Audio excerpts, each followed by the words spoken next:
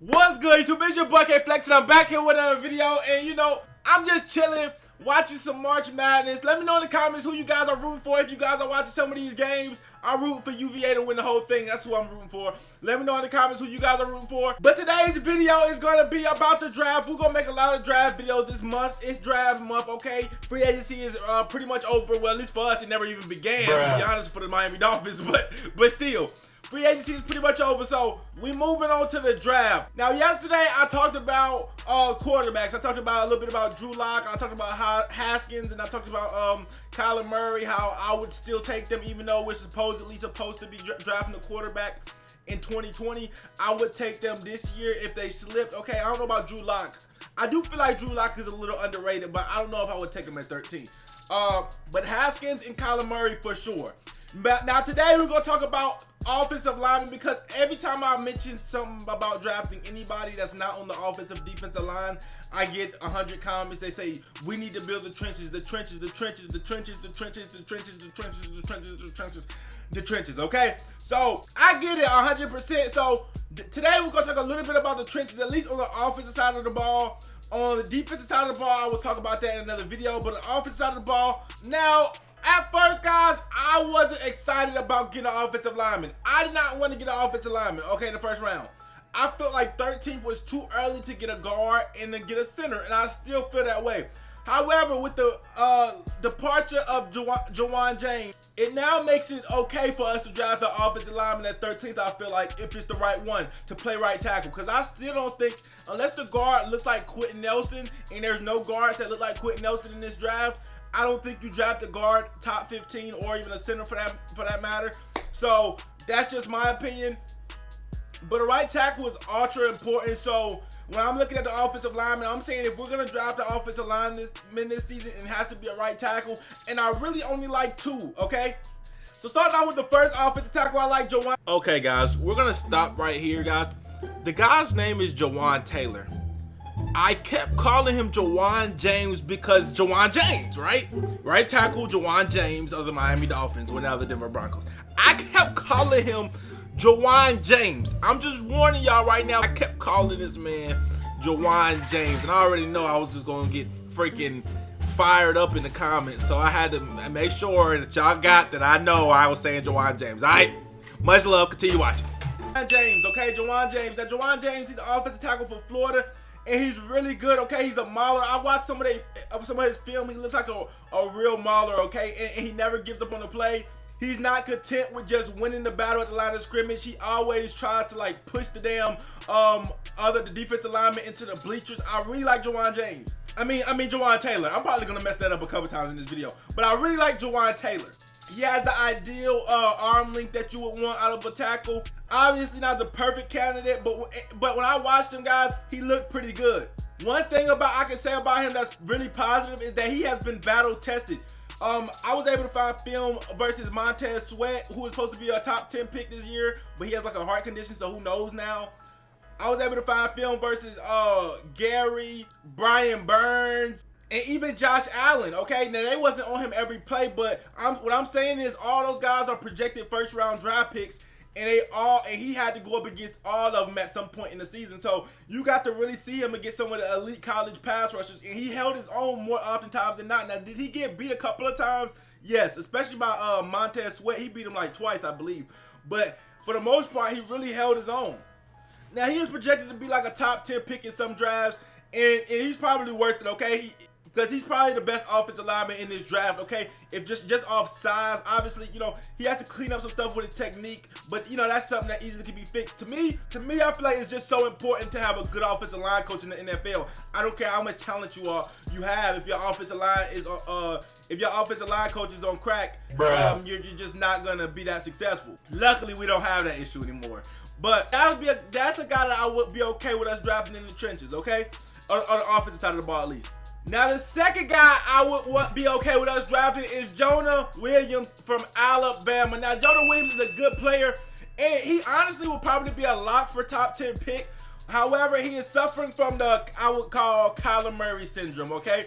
And with the Kyler Murray syndrome is just not being the right height or not being the right, with his occasion, it is his arms aren't long enough. People are saying that his arms are not long enough to play tackle in the NFL. They're talking about moving him to guard, which is really messing up his draft stock. If you look at his college film, though, he has excellent footwork. He blocks wonderfully, especially in the passing game. Blocks wonderfully, and his arms didn't really seem to really like limit him in anything. Okay, he looked amazing to me, like JaJuan Taylor. Obviously, blocking for Tua is a plus, you know, because he might be blocking for him in 2 years. Who knows? But he really held his own. He played great all season, especially like I said in the passing. But he was also able to get a good push on some run plays too, like I said, from the film that I watched. The only thing that's really holding him back, honestly, is his measurements. You know what I'm saying? So anytime you got a guy who's just getting held back by his measurements, it's always a plus sign to me. But he's being held back by something he can't control, but everything he can control, he's excelling at. Now, I'm personally taking Taylor over him just because Taylor is a mauler and he seems like a bully, and that's my kind of offensive lineman right there. I want a bully, okay? I want a bully like Richie Incognito without the bullying your teammate though, okay? Not that Richie Incognito. I'm talking about when Richie Incognito was on the field, he's bullying the other team, he's stuffing their head in the dirt, he's talking. That's what I like about from my offensive line, okay? Only thing is, Richie Incognito was doing it to his teammates, okay? And then Jonathan Martin ended up being a nutcase anyway, so who knows if Richie Incognito was even that bad? I don't know. But that's my type of defense. That's my type of offensive lineman, okay? I see another guy like that in Taylor Lewan for the Tennessee Titans. He's one of those guys that's just a bully out there. That's just a great leader, man. And that's what I see in JaJuan Taylor. I don't know his personality, obviously, but I see his play style is just one of a bully. You see him just maul through people, okay? Not just winning the battle at the line of scrimmage, but pushing them way out the way. So that's what I like about him. And he's battle tested. Like I said, he's really battle tested. Now there is another prospect by the name of Cody Ford that everybody keep hyping up, and I'm not as excited about him as the other two. Let's put it that way.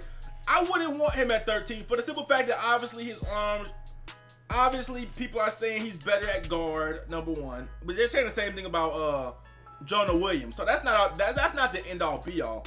But they're saying he should be better at guard. He had a big injury 2 years ago that made him miss the season. Last season he played right tackle and he did pretty well. But here's my thing. When I watched the film of him, okay, you'll notice he was the offensive tackle for the Oklahoma Sooners. They had Kyler Murray in the backfield.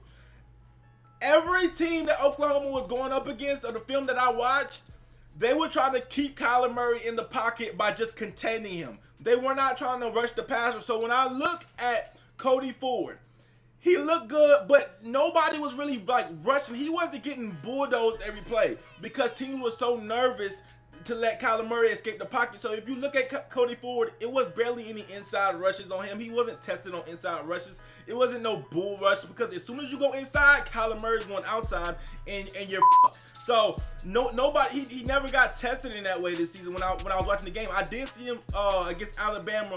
One play in the first half, somebody went inside on him and they beat him badly. So when I look at that, I'm like, man, I don't know if he tested enough for me personally. And when you have Kyler Murray in the backfield, it makes the offensive line's job easier because now, you know, people have to contain. You don't have to worry about that inside rush as often. If they do hit you inside, Kyler's going to just take off. So I'm not that high up on him. Honestly, he could be great, but I just didn't see enough in the film that I was watching. I just saw a whole bunch of teams trying to contain, trying to keep Kyler in the pocket because that's how, you know, every team thinks they have to beat Kyler by keeping him in the pocket. So even if when I watched the Alabama in the bowl game, they were just trying to keep Kyler in the pocket. And so it wasn't that much of a rush on him. But other than that, man, JaJuan James and Williams, the only two offensive lineman guys I would draft. Now, I understand y'all keep saying trenches, but in the first round, I'm not saying the second, third, fourth, whatever happens in those rounds. But I'm saying in the first round, I'm only taking two of them offensive linemen. Now, with defensive line, we could talk about because defensive linemen is a lot of good ones. As far as offensive talent, though, needing the right tackle, there's only two that I would trust at a right tackle, especially if the plan was actually to get to her, and right tackle's gonna be his blind side. Oh yeah, those are two guys right there, Jonah Williams especially, that I would trust. Now get in the comment section, guys. Let me know what you guys think. Who are you guys' favorite offensive lineman in the draft? I ain't gonna lie, as a kid, I used to hate when my team drafted an offensive lineman. I hated the Jake Long thing because it's not the sexiest pick in the world, but you need them, okay? It don't get you excited. It don't score touchdowns. It don't energize a fan base necessarily. but you know, it's something that we need. So if you guys feel like we should draft an offensive lineman in the first round, let me know in the comments. Also, let me know what offensive lineman you guys think we should draft if they're available. Me personally, those two I named are the ones that I would get. Now, I wouldn't get them over Haskins at all, and I wouldn't get them obviously over Kyler Murray. But if, say, Drew Lock was the only one available, and then some of my favorite defensive linemen were gone, I would probably get one of those two. I will make the defensive lineman video maybe even tomorrow or either Sunday if this video gets 100 likes. So make sure you hit the like, comment, subscribe. Road to 8K on the way. The draft is almost here. It's your boy K Flex, and I'm out.